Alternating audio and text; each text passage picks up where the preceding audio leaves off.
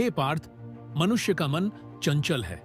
यह बार बार दूसरों की ओर देखकर स्वयं को उनके साथ तुलना करने लगता है, लेकिन यह तुलना तुम्हें सत्य से भटकाती है।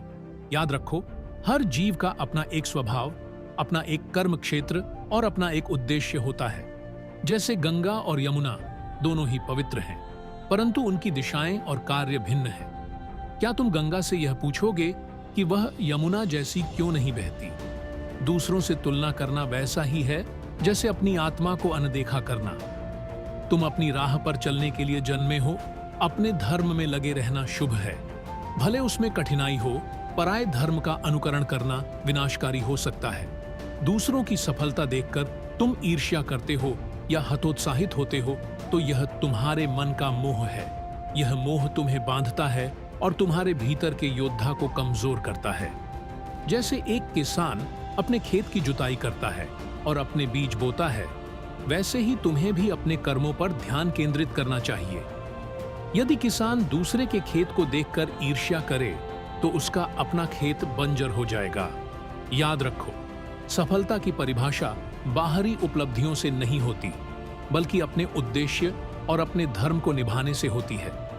तुम्हारी सफलता यह नहीं है कि तुम कितने बढ़े बनते हो, बल्कि यह है कि तुम अपने कर्तव्य को कितनी सच्चाई से निभाते हो।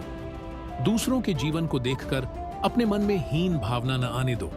जब तुम अपने भीतर छिपी अनंत शक्तियों को पहचान लोगे, तब यह तुलना अपने आप समाप्त हो जाएगी। जैसे सूर्य अपने प्रकाश के लिए किसी और से तुलना नहीं करता, वैसे ही तुम्हें भी अपनी शक्ति पर विश्वास रखना चाहिए।